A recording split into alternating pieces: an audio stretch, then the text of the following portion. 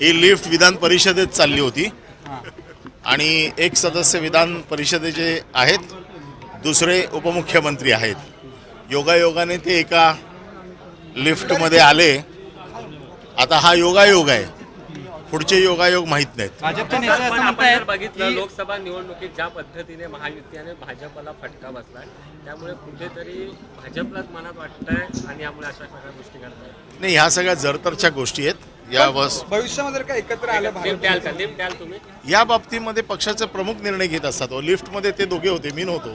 प्रवीण दरेकर असं म्हणतायत की कोणीच कोणाचा शत्रू नसतो आणि राजकारणातही कोणी शत्रू नसतो. ही तर वस्तुस्थिती आहे. भाजप घाबरला काय उद्धव ठाकरे सोबत नसल्यामुळे? मी असं काही म्हणणार नाही. त्याचं कारण असं आहे, निवडणुका या निवडणुकांसारख्या होत असतात आणि आता पुढे निवडणुका आहेत, त्या निवडणुकांसारख्याच होतील. परब साहब, एक लिफ्ट का वाकया सामने आया, बाहर बहुत सारे उस पर राजनीतिक बयानबाजी हो रही है कि अब कटुता दूर हो रही है क्या बीजेपी के साथ लिफ्ट की बात?